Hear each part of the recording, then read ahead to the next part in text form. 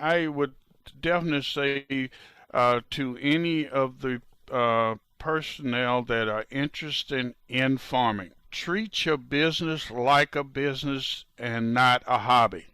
In this episode of Voices from the Field, NCAT Sustainable Agriculture Specialist Asha Tillman shares the story of James Burch, who left Carroll County, Mississippi for a military career more than 40 years ago. Now, he's returned and started a farm, Coleman's Farm. As a beginning farmer himself, he's full of plans and advice for other beginning veteran farmers. Let's listen. Hello, everyone. This is Asha Tillman speaking. I am a sustainable ag specialist at the National Center for Appropriate Technology, and I am located in the Gulf States Regional Office in Jackson, Mississippi. Today, Mr. James Burch from Carroll County, Mississippi, will be joining me in sharing a little about his operation and some helpful tips for beginner veteran farmers. Mr. Burch? Hi, Ms. Tillman. Thank you for having me. My name is James Burch, as Ms. Tillman indicated. Our farm, Coleman's Farm, LLC, is in a rural area of Carroll County. It's between Lexington, Mississippi and Carrollton, Mississippi, off of Highway 17, and we farm approximately 150 acres. Thank you so much, Mr. Burch. So, Mr. Burch is a farmer in the Delta of Mississippi, and as he mentioned, this is a rural area. So, I just have a couple of questions that I am curious to know about you, Mr. Burch, your operation as it is in rural Mississippi. So, the first question is, what animals are you working with on your farm? Well, we are currently in, I guess one of the things I omitted from saying that I am nowhere near a subject matter expert. I am in the learning phase. I am a beginning farmer. And our farm has been dormant for probably around 50 years. So when I came back home and decided to open up the farm, we are in the process of clearing what was previously grazing and row crop farming. Currently, what we have on the farm right now is basically just horses, but we just finished up our first pasture, and we are looking to acquire cattle, and that's where we are going to start. Wow, that is pretty impressive, Mr. Burch. So I know that you do a little bit of agritourism. So we can get into that in just a minute. Do you farm any produce? Well, that was our first initiative, and the COVID-19, of course, enhanced the thought process in that, because being in rural Mississippi, and it's a more of a food desert, if you would, and the closest produce stores are approximately 20 miles in any direction. So my thought process was to start to create or produce vegetables that would be accessible to the local community. That is excellent. I am so happy to hear this because I myself have family in Carroll County, and I know exactly how much of a food desert it is up there. So to hear that you are doing such beautiful work and giving to your community, being a resource to good, healthy food to your community is so beautiful. And I'm just so happy to hear this. So I wanted to know, how long have you been farming, and how, or shall I ask, why did you go into farming? Well, this is our second year. This is our second year because one of the things that we did not want to do, I did not want to do, is to make some costly mistakes and not being completely familiar with, even though I was born and raised on the farm, but I've been away for approximately almost 50 years. So I wanted to make sure that we were making decisions that would not be costly, and it, coming and being a limited resource farmer, that could have a devastating effect on your operation. Yes, yes, yes. So, one other question that I like to ask you is, where is your family farm exactly in Carroll County? Um, and what are some businesses you have adapted on your farm? Our farm is located in its midpoint, I guess you would call it midpoint, between Lexington, Mississippi and Carrollton, Mississippi, off of Highway 17. If you're coming out from Lexington, it's going north on 17. If you're coming out of Carrollton, it's south on 17 and a little county road called County Road 75. And some of the practices that we have implemented, we were able to, on our first project, we was able to get a high tunnel through the NRCS EQIP program, in which, of course, we lost that during our recent winter storm. Which they are going to assist us in replacing that. But vegetables is was our first initiative, because what we are trying to do is trying to prioritize things in the what we consider the level of importance.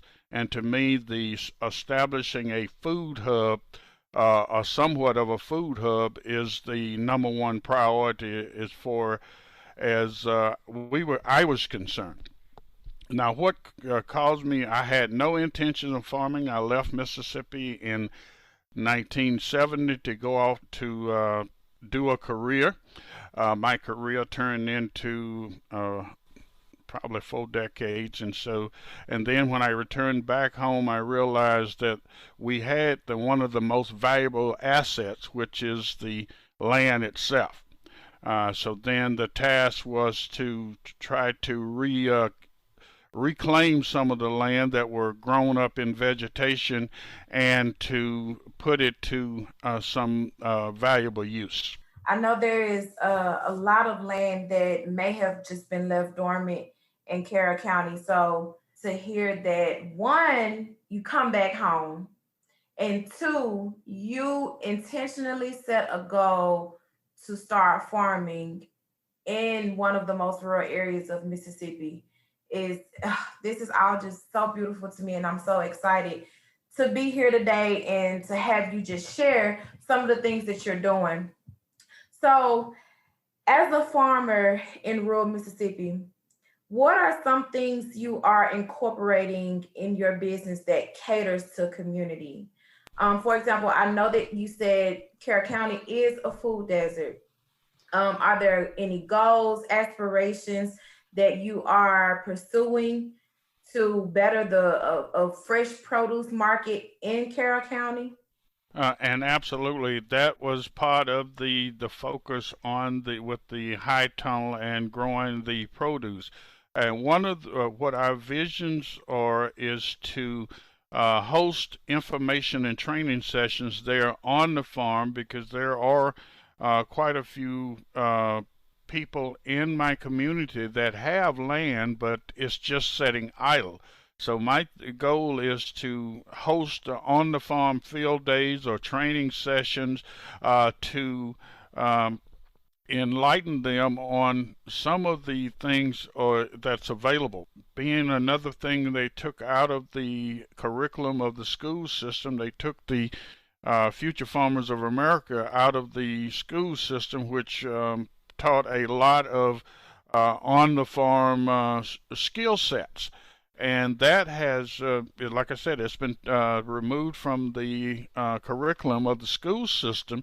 So my thing is to try to encourage or introduce to our younger generations that there is more to farming than just being out in the hot sun, playing in the dirt all day, and driving tractors or whatever the is required. And to introduce them to agriculture pretty much touches our lives on a continuous basis, on a daily basis. That is absolutely correct. It ties in every single thing that we do. It does not matter if it's in the school systems, if it's in engineering. It does not matter. Agriculture is, I feel, the foundation of everything that we do on this earth. So another thing that I do know about you, Mr. Burch, is that you are a veteran, and I thought that was pretty interesting. We do have lovely ladies out of our Fayetteville, Arkansas office who know you, and they know you because you have attended some of our Arm to Farm programs.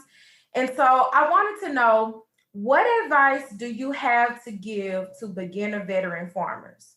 The first advice I would give is don't give up your day job, and then be passionate about what you're doing. As Ms. Tillman said, when I decided that I was going to reintroduce myself into the farming or agricultural landscape, I continuously tried to educate myself on all of the new practices and initiatives that are available to us. And as a veteran, there are a lot of opportunities available to you.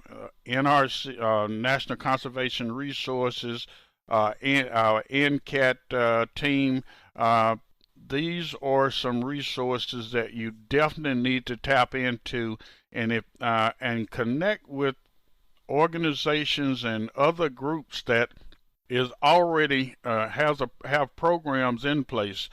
Prime example, I went to a training on last Saturday because we are looking to introduce cattle into our operation.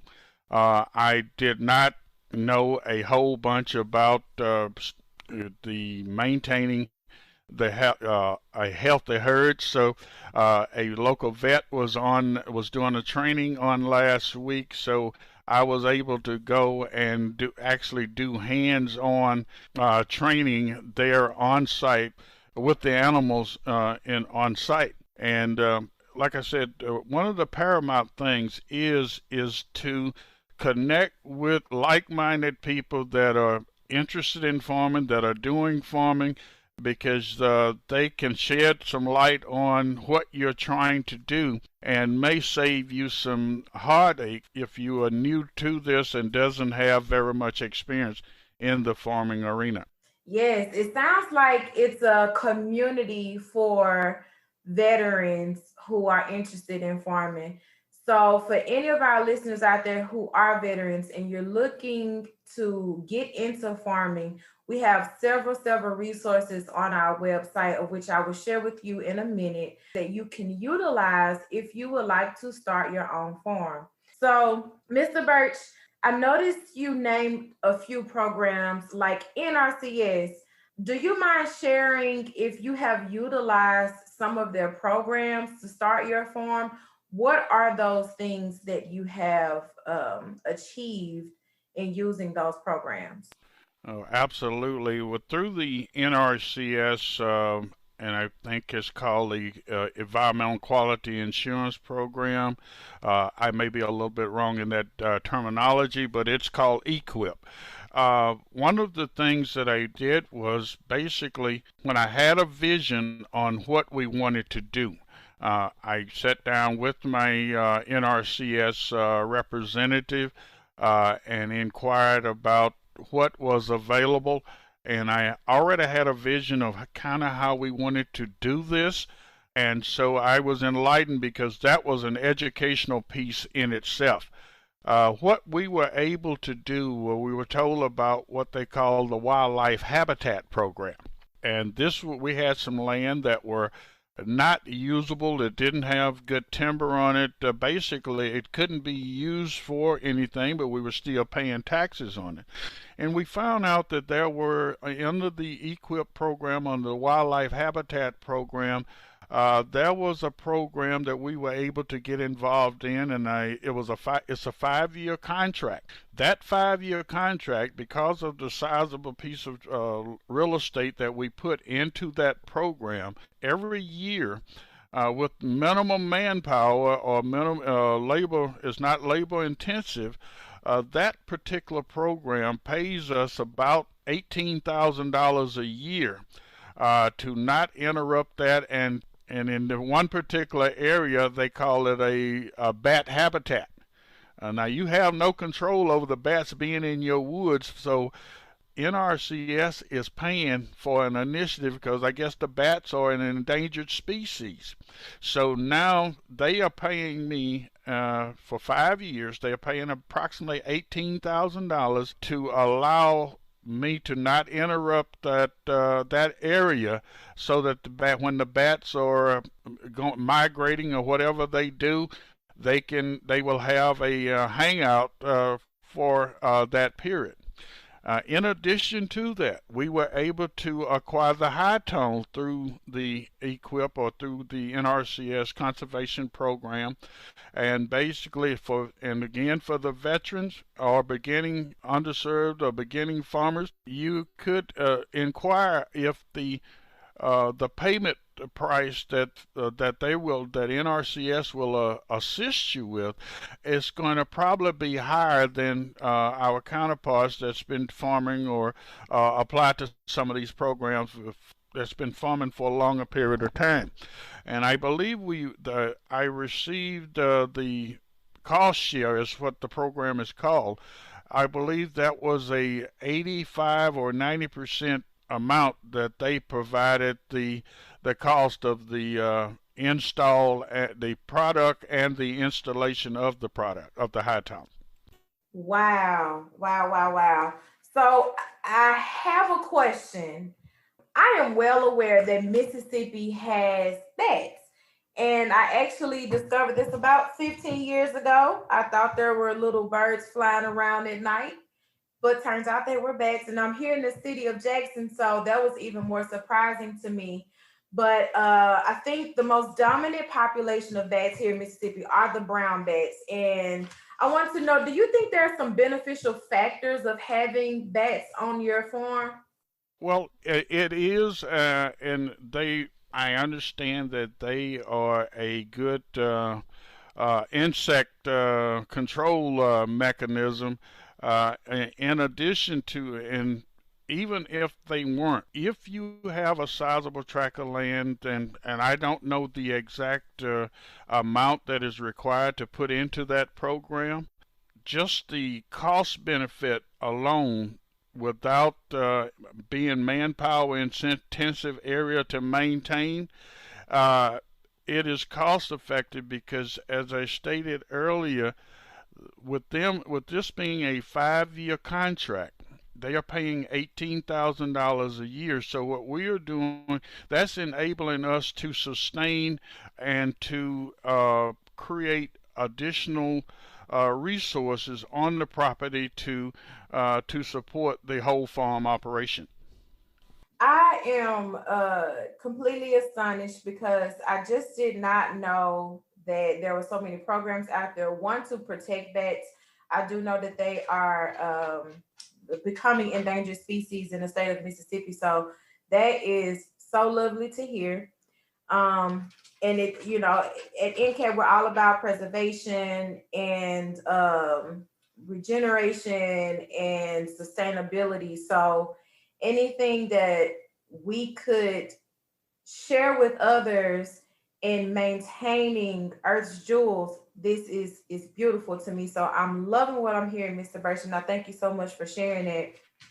I also wanted to know, with your high tunnels that you have, you were able to get through NRCS, are you farming in those? Are you growing in those rather? And if you are, do you see a difference in growing in those versus out of your high tunnels? For example, do you have longer growing seasons? Do you have less bug problems? What is that like for you growing in high tunnels? Oh, absolutely. It definitely is an added value. And what we learn through our training and going to the various conferences and things is that basically you can pretty much grow anything in the high tone.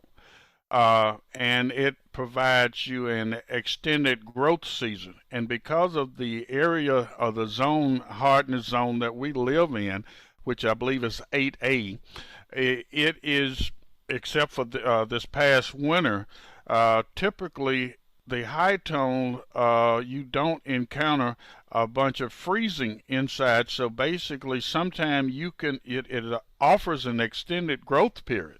So basically, when other plants and other people that's farming out, gardening outside, their products or produce may be dead. Under the covered, under the high tone, it's allowing you can plant earlier and you can reap the harvest later in the period. Now, one other program that is also associated with the EQIP or under the NRCS program is the pollinator program.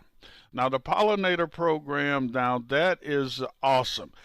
Basically, what that does, and as Ms. Tillman mentioned about insects and things like that, utilizing the pollinator program of planting flowers in that area. And that serves two purposes. You plant the right flowers, you're deterring insects that would typically get into the high tone or get on your vegetables. And it also another program is the bee program. We are not doing the bee program per se, but what we are doing, we are planting in our pollinator patch. We are planting those flowers that draws in the butterflies, the bees, and those insects, those helpful insects that will pollinate the plant to generate additional or better growth. Yes, yes, yes, yes. Thank you.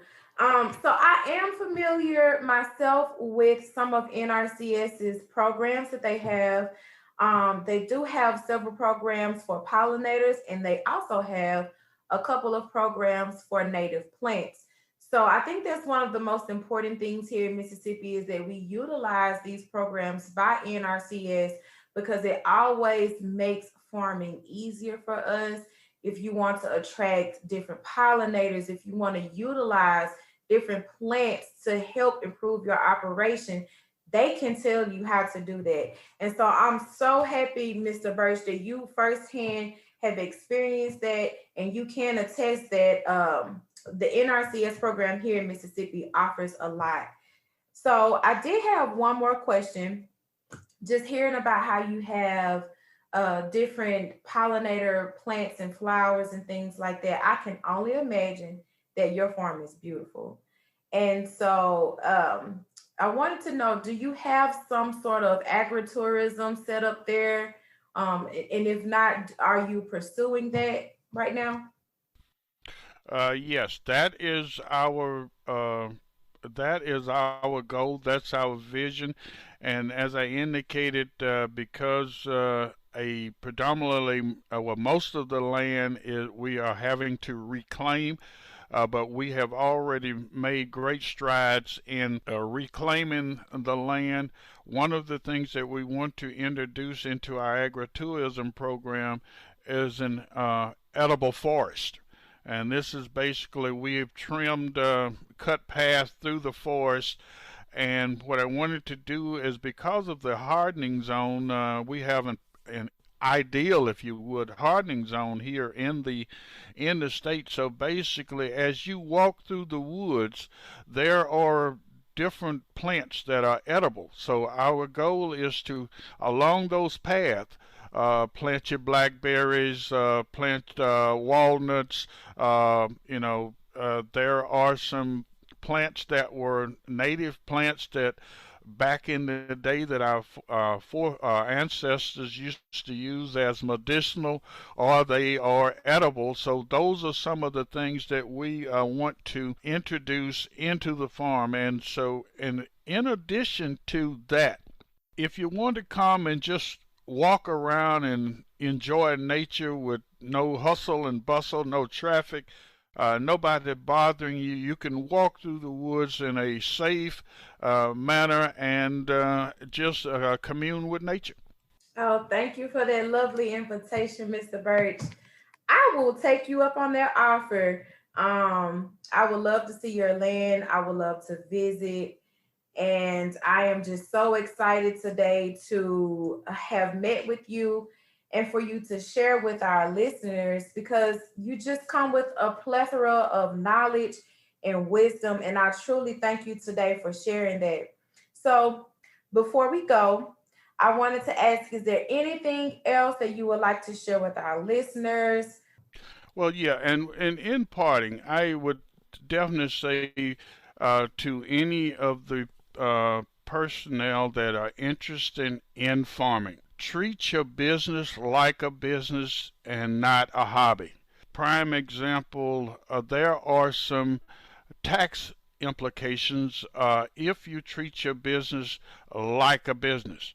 There are some resources that I use that I find very beneficial. I have during my business plan, I used an resource called Ag Plan, AGPLAN. It's kind of has a self tutoring or informational page that can help you guide you through developing your business plan. And then another product that we found was and these what I'm referring to are at no cost to you. They are downloadable off of the internet. And another one is a plan to help you keep track of your records. It's an interactive Excel spreadsheet that basically you can put any income that you have coming into the farm. You can put all of your expenses in there, and if you purchase equipment and what have you, all of these sheets, they are interconnected. So once you start inputting information in there, it interacts with the other spreadsheets too, and it's set up in the same way that your farm tax file that you file with the file with IRS, and basically you have a profit loss statement, and those records are readily available, and your tax preparer would definitely love you because you don't have to show up with a whole bunch of boxes of receipts and stuff like that. You recorded all of that information, and that information is so designed so it goes on the same line that it goes on the tax filing form. And one thing I would say to our veterans, if you are going to be a farmer, I would highly recommend that you become certified as a veteran small business owner or a disabled veteran small business owner if you're disabled, because there are some additional implications. And right now there is a program that is available to you. I don't know when it's going to be released, but if you are a beginning farmer, normally, and a veteran, typically you don't have a lot of resources. So there is an excess property portal facility that's going. I've already been identified, and once they roll out the program, it's potentially you can acquire equipment that you could potentially use on your farm. And so,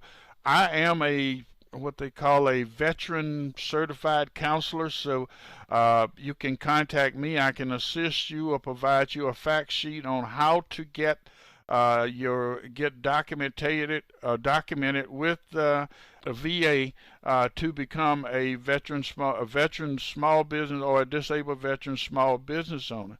Now my email is Coleman's with an S, COLEMANS farm, the number 18 at gmail.com. Thank you so much, Mr. Birch, again for just sharing so much information. It almost sounds like we need to do a part two on farm planning, because there's just so much to share about that. And I would love if you wouldn't mind sharing it. I would love to do another podcast, maybe a part two with you. So maybe we can talk about that later. But right now, again, I just thank you so much for giving your time today to share about who you are and what you're doing here in the great state of Mississippi. So this is the first podcast of several that I, Asha Tillman, will be recording with other farmers across the state of Mississippi and the South. If you'd like to or feel it in your heart to, please reach out to me at ashat@ncat.org. That's ashat@ncat.org. And please visit our website at attra.ncat.org for more resources. We have many podcasts, videos, webinars, blogs, and publications covering a range of ag-related topics. Also, please check out our YouTube channel titled NCAT ATTRA and our Gulf States Office Facebook page at NCAT Gulf States Office. There you will find postings of our upcoming events and things we are doing out of our office. So without further ado, I think we can close this out. Thank you again, Mr. Burch. That's it for this episode. Thanks for listening. Additional information about this episode and related resources can be found at attra.ncat.org. Don't miss an episode. Subscribe to Voices from the Field wherever you get your podcasts. I'm your host, Rich Myers. ATTRA, Voices from the Field, is produced by the National Center for Appropriate Technology, headquartered in Butte, Montana. It's supported by the USDA Rural Business Cooperative Service as part of NCAT's ATTRA Sustainable Agriculture Program. Any opinions, findings, conclusions, or recommendations expressed in this recording are those of the participants and do not necessarily reflect the views of the USDA or NCAT. We'll catch you again next week, and until then, keep on farming.